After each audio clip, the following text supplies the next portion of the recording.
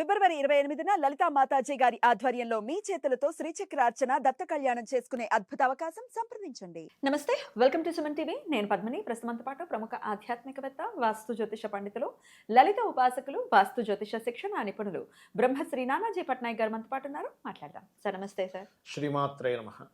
Sir, ఉన్నటువంటి 15 తిథులకి కూడా దాని ప్రాముఖ్యత ఖచ్చితంగా. అవునండి. అయితే 2 తిథుల గురించి అయితే ఒకటి సంతోషం, ఒకటి భయం అయితే ఖచ్చితంగా ఉంటుంది. ఎందుకంటే ఒకటి పగల్ లాంటిది అయితే ఒకటి రాత్రి లాంటిది. అమావాస్య. అమావాస్య తిథి రోజు పుట్టిన వాళ్ళు రకరకాల నానుళ్ళు కూడా ఉన్నాయి. అయితే దొరలవుతారు, లేకపోతే ఇంకోటి. అసలు ఇందులో వాస్తవాలు ఏమిటి సార్? ఒక అస్ట్రాలజర్గా చెప్పండి. ఇన్నేళ్ల నుంచి ప్రాక్టీస్ చేస్తున్నారు. అమావాస్య రోజు పుడితే కష్టాలు తప్పవా? అదేముండదండి. ఫస్ట్ ఆఫ్ ఆల్ ఏంటంటే, అమావాస్య తిథి రోజు పుట్టిన వాళ్ళు కోటీశ్వర్లు ఉన్నారు, ఇబ్బంది పడ్డ వాళ్ళు ఉన్నారు. పౌర్ణమి తిథి రోజు పుట్టిన వాళ్ళు అద్భుతంగా ఉన్న వాళ్ళు ఉన్నారు. ఇక్కడ దేని మీద ఎఫెక్ట్ పడుతుంది అంటే, ఫస్ట్ ఆఫ్ ఆల్ చంద్రమా మనసో జాత, అంటే వాళ్ళ మనసు మీద ఎఫెక్ట్ చూపిస్తుంది. అలాగే అమావాస్య తిథి అంటే ఏంటి? రవిచంద్రుడు కలిసి ఉండడం. ఆ రవిచంద్రుడు కలిసి ఉండగా మిగతా గ్రహాలన్నీ అమావాస్య యోగంలో పడ్డప్పుడు మిగతా గ్రహాలన్నీ కొంత వీక్ అయ్యాయి. అమావాస్య యోగంలో పడ్డం ఏంటి గ్రహాలు అంటే? చిన్న ఎగ్జాంపుల్ చెప్తాను. ఇప్పుడు అమావాస్య ఉదాహరణకి మేషంలోనే ఏర్పడింది అనుకుంది. ఆ రోజు వాళ్ళు పుట్టారు. మేషంలోనే అన్ని గ్రహాలు వెళ్ళి పట్టారు. 3-4 గ్రహాలు ఇలా వాటితో పాటు ఉన్నాయి.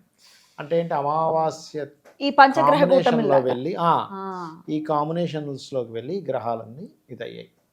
ఇప్పుడు మనకి పంచగ్రహ కూటమి ప్లస్ గ్రహం రాబోతుంది. ఎందుకు మనకి ఇన్ని ఫ్లక్చువేషన్స్? బంగారం రేటు విపరీతంగా పెరిగి మళ్ళీ ధన్మని పడిపోవడం. మళ్ళీ ఈ బంగారం రేటు ఈ రోజు కాదు, పెరుగుతుంటుంది మళ్ళీ తగ్గుతుంటుంది. ఇది ఒక మల్టిపుల్ టైమ్స్ జరుగుతుంది. వెండేంటి సార్, ₹1,00,000 తగ్గింది. ₹1,00,000 తగ్గింది. 4-5 దాకా వెళ్ళిపోయి 3కి వచ్చేసింది. 4-5 వెళ్ళి 3 వచ్చేసింది. మళ్ళీ పెరుగుతుంది, మళ్ళీ తగ్గుతుంది. మీరు ఒకటే చెప్తున్నా, ఎందుకు ఇవి జరుగుతాయంటే అమావాస్య ప్రభావం. ఎక్కువ గ్రహాలు అమావాస్య యోగంలో ఉన్నప్పుడు, ఎక్కువ గ్రహాలు గ్రహణ యోగంలో ఉన్నప్పుడు, ఇప్పుడు పంచగ్రహ కూటమిలో గ్రహణం. దీనివల్ల ఏంటి? చాలా దేశాల యొక్క ఆర్థిక సంక్షోభం రావడం, అప్ అండ్ డౌన్స్ రావడం, షేర్ మార్కెట్ క్రాష్ అవుతుందని చెప్పుకున్నాం మనం గతంలో చాలాసార్లు. క్రాష్ అవ్వడానికి కారణం అదే. బంగారం, మరి షేర్ మార్కెట్ క్రాష్ అయింది, బంగారం డౌన్ అయిపోయింది, సిల్వర్ డౌన్ అయింది, మళ్ళీ పెరుగుతాయి. మీరేం టెన్షన్ పడద్దు, మళ్ళీ పెరుగుతాయి, మళ్ళీ తగ్గుతాయి, మళ్ళీ పెరుగుతాయి. అది మల్టిపుల్ టైమ్స్ జరుగుతాయి. అయితే ఎందుకు అలా జరుగుతుంది అంటే అమావాస్య యోగాల వల్ల.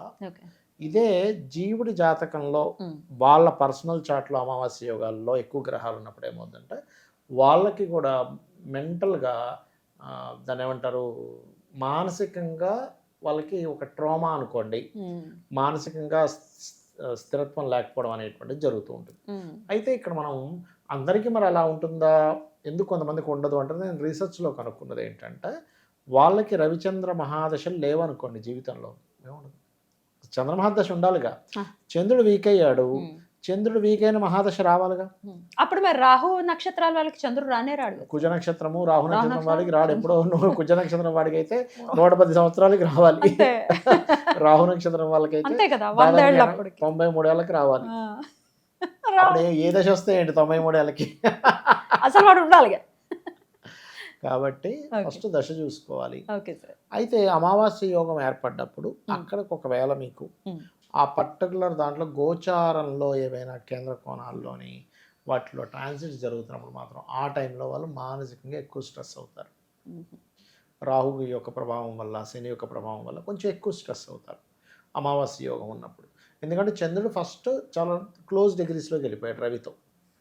అండ్ క్షీణచంద్రుడు చంద్రమా మనసో జాత కాబట్టి వాళ్ళ మనసు మీద దీని ఎఫెక్ట్ ఉంటుంది. కానీ వాళ్ళు పేదవాళ్ళు అయిపోవాలనో, లేకపోతే వాళ్ళకి గృహం ఉండకూడదనో, వ్యాపారం ఉండకూడదనో. ఎందుకంటే ధనాధిపతి వేరు, ఇది మనసు వరకే. ధనాధిపతి చక్కగా ఉన్నాడు అనుకోండి, ధనం బాగా సంపాదిస్తుంటాడు, కానీ ఈ యొక్క విషయాల్లో ఈయన ఇబ్బంది పడుతుంటాడు. మనం దాన్ని సెపరేట్గా తీసుకోవాలి. కానీ ఇక్కడ దెబ్బ తగిలితే కళ్ళు కనిపించట్లేదంటే దానికి అర్థం ఏంటి?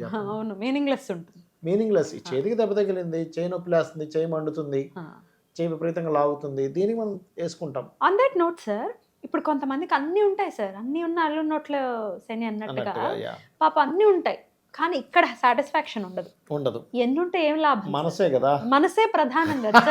అమావాస్య అనే టాపిక్ తీసుకున్నదే అందుకు సార్. ఎగ్జాక్ట్లీ. అందుకే మన వాళ్ళు ఏం చెప్తారంటే, ప్రతిదీ నువ్వు మనసుకు తీసుకోకు. మన సనాతన ధర్మం కానీ మన స్పిరిచువల్ ఇది కానీ ఎంత గొప్పదంటే, నువ్వు అసలు నీ లైఫ్ అనేటువంటిది పరమార్థం ఏమిటి, నువ్వు దేని గురించి జన్మించావు, నీ లైఫ్ జర్నీ ఏంటి. 84 లక్షల జీవరాశుల్లో మనుష్య జన్మ ఒక్కటే మోక్షం పొందడానికి అంత బుద్ధి కానీ అంత జ్ఞానం కానీ దేవతను ఆరాధించడం కానీ దానిలోకి వెళ్ళేటువంటి ఇది కానీ మనుష్యుడికే ఉంటుంది. మిగతా జీవరాశులు ఏవి కూడా అలా జర్నీ చేయలేవు. అందుకని మనుష్య జన్మ ఎంత గొప్పదంటే దాన్ని ఎంత చక్కగా వాడుకోగలుగుతాం. అనవసరమైన పనికి మాలినవన్నీ అక్కడ గాసిప్స్ ఇక్కడ గాసిప్స్, వాడు అలా ఆట వీడు ఇలా ఆట, ఏదేదో వాడేదో లాగేద్దాం, వాడేదో ఎదుగుతుంటే వాడిని కింద లాగేద్దాం, ఇవన్నీ కూడా బ్యాడ్ కర్మాస్, దారిద్రాన్ని ఇచ్చేటువంటి కర్మాస్. అయితే సహజంగా అమావాస్య యోగంలో పుట్టినప్పుడు ఏంటంటే ఆ మహాదశలు వచ్చినప్పుడు లేదా అంతర్దశల్లో చంద్రుడు వచ్చినప్పుడు కొంచెం మెంటల్లీ ఇదవుతుంది. దానికి రెమెడీ ఏమిటి? Meditation is the best remedy ఒకటి. రెండవది బియ్యం దానంగా ఇవ్వడం. ఎప్పుడైనా దానంగా ఇస్తుంటే దాని ప్రభావంతో. అమావాస్య యోగంలో పుట్టినప్పుడు సోమవారాలు ఏవి కూడా ఇంపార్టెంట్ డెసిషన్స్ తీసుకోకూడదు. చంద్రుడు కదా. అండ్ చంద్రమహాదశలు చంద్రాంతర్దశలో కూడా ఇంపార్టెంట్ డెసిషన్స్ ఏవి తీసుకోకూడదు. పర్టికులర్గా ఆ సన్ అమావాస్య యోగంలో ఏ నెలలో అయితే పుట్టారో ఆ నెలలో కూడా వాళ్ళు ఇంపార్టెంట్ డెసిషన్స్ తీసుకోకూడదు. అమావాస్య యోగంలో ఉన్నప్పుడు చైత్రమాసంలో పుట్టారు తీసుకోకూడదు. అట్లాగే వీళ్ళు ఒక్కొక్కసారి ఏమవుతుంటుందంటే మూన్ వీక్గా ఉన్నాడు కాబట్టి వాటర్ ప్లేసెస్ వెళ్ళినప్పుడు కొంచెం జాగ్రత్తగా ఉండాలి.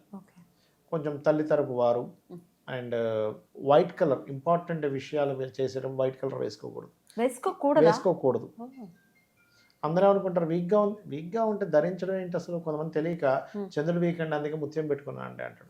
వీక్గా ఉంటే పెట్టుకోవడం అంటే ఇప్పుడు మీరు ఉన్నారు ఎగ్జాంపుల్, మీరు ఇంకొక ఫ్రెండ్ కలిసి ఒక ఆవిడ మీరు కలిసి బిజినెస్ చేస్తున్నారు, ముగ్గురు ఫ్రెండ్స్ ఉన్నారు. ముగ్గురు ఫ్రెండ్స్లో వీక్గా ఉన్న పర్సన్ మీరు పార్ట్నర్గా తీసుకుంటారు, స్ట్రాంగ్గా ఉన్న వాళ్ళని తీసుకుంటారు. స్ట్రాంగ్ ఉన్న వాళ్ళని తీసుకుంటారు సార్. వీక్ ఉన్న వాళ్ళని తీసుకుంటే ఇంకా వీక్ అయిపోతాం. నీకేం రాదు కూర్చోలాగా అంటాం. అమ్మో నాకు భయం వేస్తుంది అంటారు. ఇప్పుడు బాబు నేను ఎందుకు తెచ్చుకున్నాను బాబోయ్.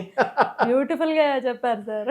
సో స్ట్రాంగెస్ట్ ప్లానెట్ రత్నం పెట్టుకోవాలి, స్ట్రాంగెస్ట్ ప్లానెట్కి సంబంధించిన కలర్స్ తీసుకోవాలి, స్ట్రాంగెస్ట్ ప్లానెట్ యొక్క నెంబర్ని మనం సెలెక్ట్ చేసుకోవాలి. వీక్ ప్లానెట్ తీసుకోవడం వల్ల మనం ఇంకెంత వీక్ అవుతాం కానీ స్ట్రాంగ్ అవ్వం. వెళ్ళకూడదు. ముత్యాల జోలికి వెళ్ళకూడదు సార్. అంటే వాళ్ళు జనరల్ గా ధరింపజేసే ముత్యాలు వేరు, వేలుకి పెట్టుకునే ముత్యం విషయంలో మాత్రం ఇప్పుడు తాళిబొట్లు వేసుకుంటాం కదా సార్, అది వేరు. అది వేసుకోవచ్చు. మీరు గాజులు వేసుకోవడం, మెడలో హారాలుగా వేసుకోవడం, వడ్డానంలో పెట్టుకోవడం, ముత్యాలు చెవులకు పెట్టుకోవడం ఇబ్బంది ఏం కాదు. వేళ్ళకి పెట్టుకునేది మాత్రం ఖచ్చితంగా మీ జాతక చక్రంలో మీ గ్రహాలతో కనెక్ట్ అవుతాయి అవి. ఎందుకంటే మనకు చూడండి హస్త సాముద్రికం, మనకి గురువు వేలు ఇక్కడ ఉండే రేఖలు, శని వేలు ఇక్కడ ఉండే రేఖలు, రవి వేలు ఇక్కడ ఉండే రేఖలు, ఇక్కడ ఉండే చిహ్నాలు, బుధుడు వేలు దీని కింద ఉండే చిహ్నాలు, కుజుడికి చంద్రుడికి సంబంధించిన శుక్రుడికి సంబంధించినటువంటి ఏవైతే ఉంటాయో అక్కడ ఉండే చిహ్నాల వల్ల మనం చెప్తున్నాం ఇవి ఇట్లా జరుగుతుంది, వీళ్ళకి ప్రాబ్లం ఉంది అని. అంటే ఏమిటి, దీనికి మనం ఏదైతే రత్న ధారణ చేస్తామో ఈ ఎనర్జీ కనెక్ట్ అవుతున్నారు అర్థం. అందులో పర్టికులర్గా పురుషులైతే కుడి చేయి, స్త్రీలైతే ఎడమ చేతి పెట్టుకోవాలి రత్నాలు ఎప్పుడైనా. ఎందుకంటే ఎడమ చేయి చూస్తాం హస్త సాముద్రికంలో, స్త్రీలకు కుడి చేయి చూడడం అంటే ఏంటి, ఇక్కడ నుంచి ఫామ్ అవుతున్నాయి. అండ్ లెఫ్ట్ హ్యాండ్ మనసు కొంచెం ఫీమేల్స్ అంటే ఎమోషనల్ గానే ఉంటాయి, ఎమోషన్సే కదా. మెన్ అంటే బ్రెయినీగా ఉంటాయి. మీకు ఆస్ట్రాలజీలో కూడా కర్మ స్థానం ఇది 10th హౌస్, మేషం ఇది పురుషుడు లగ్నం, తులా ఇది స్త్రీ ఆపోజిట్ అంతే కదా. ఇప్పుడు మేషం నుంచి తీసుకుంటే కర్మని జస్ట్ కర్మగా చూసుకుంటాడు 10th లార్డ్ సాటర్న్. తుల నుంచి తీసుకుంటే చంద్రుడు ఇస్ 10th హౌస్, అందుకే చూడండి ప్రతిదీ ఎమోషన్ గా తీసుకుంటుంది స్త్రీ. ఆడవాళ్ళు ఎప్పుడు ఎమోషనల్ గా ఆలోచిస్తారు, ఎమోషన్ కర్మ వాళ్ళది ఎప్పుడు కూడా అంటే మదర్లీ నేచర్. ఎగ్జాక్ట్లీ. మగవాళ్ళు ఎప్పుడు మైండ్ తో ఆలోచిస్తారు, ఓన్ చేసుకుంటారు. అందుకే చూడండి ఏ ఫీల్డ్ లో ఉన్నా స్త్రీని కనుక వాళ్ళు తీసుకుంటే వాళ్ళది కంపెనీ అన్నట్టుగా చేసుకుంటుంటారు. ఇల్లు వాళ్ళది అంటే ఓన్ చేసుకుంటారు ఎక్కువగా, because of 10th house is moon, natural motherly nature.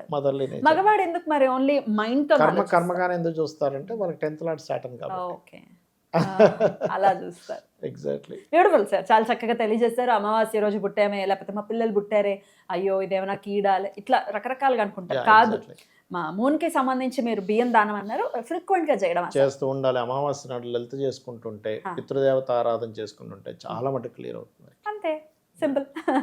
అద్భుతం సార్, చాలా చక్కగా తెలియజేశారు సార్. కృతజ్ఞతలు. నమస్తే సార్. శ్రీమాత్రే నమః.